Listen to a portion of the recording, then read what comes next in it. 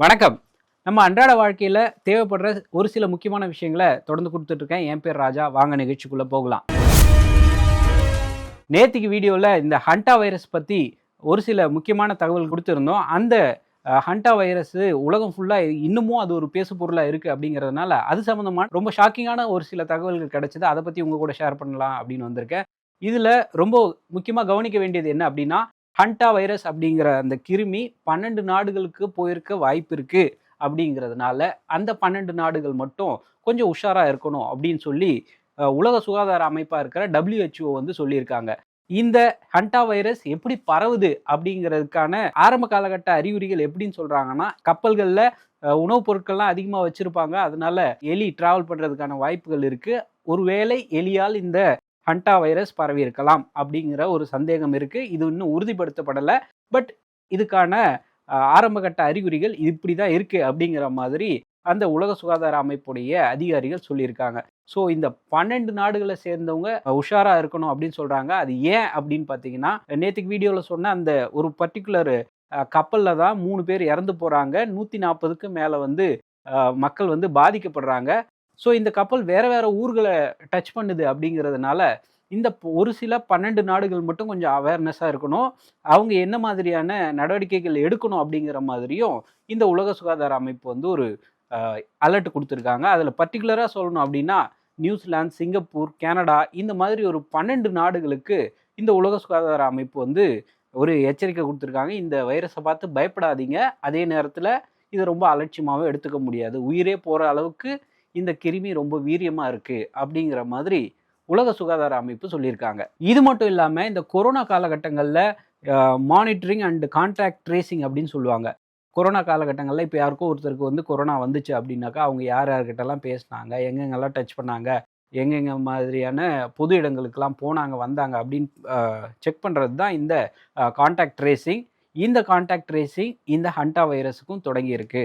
Monitoring and contact ட்ரேசிங்கை தொடங்கியிருக்காங்க உலக சுகாதார அமைப்பை சேர்ந்தவங்க. ஏற்கனவே சொன்ன அந்த 12 நாடுகளில் கொஞ்சம் மக்கள் உஷாராக இருக்கணும். குறிப்பாக சிங்கப்பூர் அப்படிங்கிறதுனால அது சிங்கப்பூர்லேருந்து இந்தியாவுக்கு பொதுமக்கள் அதிகமாக வர்றதுக்கான வாய்ப்புகள் இருக்குது அப்படிங்கிறதுனால கொஞ்சம் கூடுதல் கவனமாக இருக்கணும் அப்படிங்கிற மாதிரியும் ஒரு சில தகவல்கள் வெளியாயிருக்கு. ஆனால் இது வரைக்கும் இந்தியாவில் இந்த கிருமி சம்பந்தமான பாதிப்புகள் எதுவும் இல்லை அப்படிங்கிறது தான் மத்திய அரசுடைய நிலைப்பாடா இருக்கு அப்படிங்கிறத நம்ம புரிஞ்சுக்கணும். இந்த ஹண்டா வைரஸ் பெரிய சதி அப்படின்னும் பூதாகரமான ஒரு சர்ச்சையை கிளப்பியிருக்காங்க. இந்த ஹண்டா வைரஸ் 2024ல ஆஸ்திரேலியாவில் ஒரு லேப்ல இருந்து காணாமல் போயிடுச்சு அப்படிங்கிற மாதிரி ஒரு புது குண்டை தூக்கி போட்டிருக்காங்க ஒரு சில ரிப்போர்ட்ஸ். அது என்ன அப்படின்னு பார்த்தீங்கன்னா, இந்த நம்ம தசாவதாரம் படத்தில் பார்த்துருப்பீங்க. ஒரு கிருமி வந்து ஒரு குரங்கு எடுத்து சாப்பிட்ரும், அந்த குரங்கு அப்படியே செத்து போயிடுற மாதிரி எல்லாம் காட்டியிருப்பாங்க.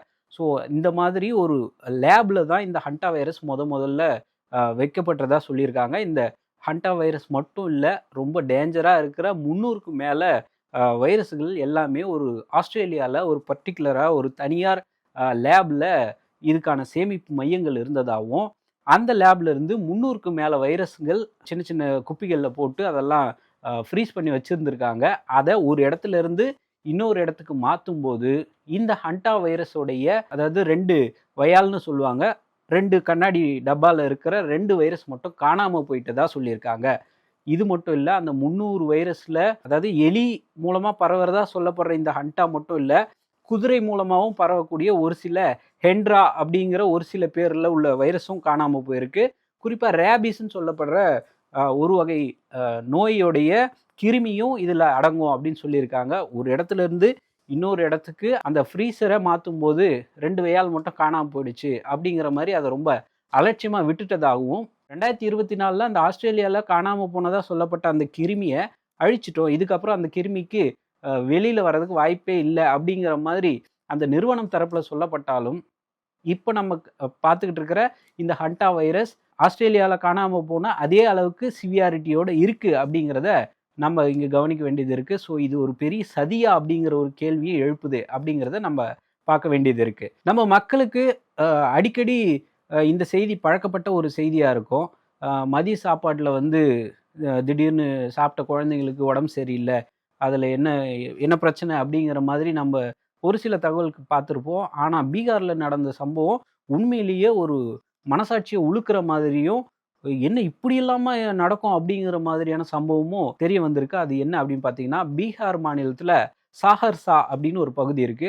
அந்த சாகர்சா பகுதியில பல்வாஹா அப்படின்னு ஒரு கிராமம் இருக்கு. அந்த கிராமத்தில ஒரு நடுநிலை பள்ளியில நம்ம ஊர்ல மதிய உணவு திட்டம் இருக்கு இல்லையா?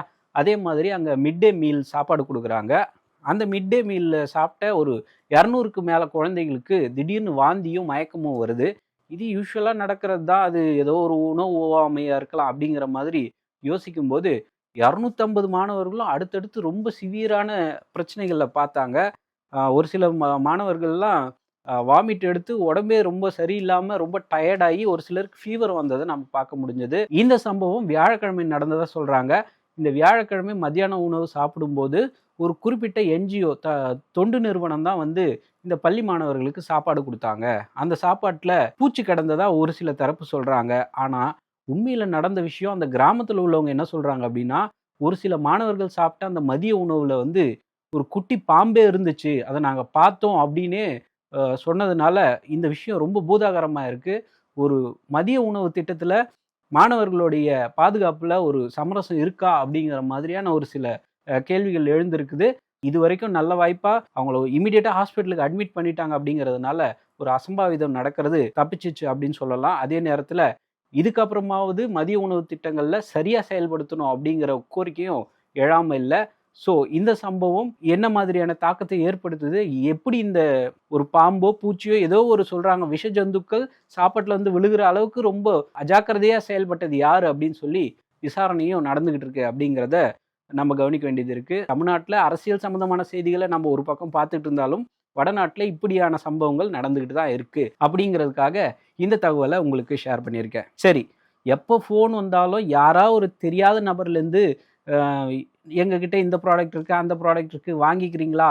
அப்படின்னு சொல்லி டெய்லி உங்களுக்கு ஒரு 10 ஃபோன் கால் வருது அப்படின்னா, இந்த தகவல் உங்களுக்கு தான். ஸ்பாம் கால் ரிப்போர்ட் அப்படின்னு ஒரு ரிப்போர்ட்ட ட்ரூ காலர் நிறுவனம் வந்து வெளியிட்டிருக்காங்க. அந்த ட்ரூ காலர்ல முன்ன பின்ன பழக்கமே இல்லாத ஒரு நபர் உங்களுக்கு கால் பண்றாங்க அப்படின்னா, எனக்கு தெரியாத ஒரு நபர். இது வந்து ஸ்பாம் கால். அதாவது எனக்கு தொடர்பில்லாத நபர் அப்படின்னு சொல்லியும் ஒதுக்கி வைக்கலாம். அந்த மாதிரியான ஸ்பாம் கால்ஸ் பத்தின ஒரு இம்பார்ட்டன்ட் அப்டேட் ட்ரூ காலரோட ரிப்போர்ட்ல வந்திருக்கு. அது என்ன அப்படின்னா, ட்ரூ காலர் நிறுவனம் உலகம் ஃபுல்லா வந்து எந்த நாட்டுல அதாவது தொந்தரவு பண்ற ஃபோன் கால்ஸ், அது மட்டும் இல்லாம எப்படி மோசடி பண்றாங்க அப்படிங்கிற மாதிரியான ஃபோன் கால் சம்பந்தமான ஒரு இன்ஃபர்மேஷன்ஸ ஒரு தொகுத்து ஒரு ரிப்போர்ட்டா குடுத்துருக்காங்க. அதுல போன வருஷத்துல எடுக்கப்பட்ட டேட்டாவ மட்டும் இப்ப ரிலீஸ் பண்ணியிருக்காங்க. கடந்த 5ஆம் தேதி இந்த ரிப்போர்ட் ரிலீஸ் ஆயிருக்கு. அதுல ஸ்பெசிஃபிக்கா சொல்றது என்ன அப்டின்னா, ஒட்டுமொத்த உலகத்திலேயே இந்தியால இப்போ மொத்தம் 3 பேர் இருக்காங்க அப்டின்னா, 2 பேருக்கு அன்னோன் கால்ஸ் வந்து அதிகமா வருது.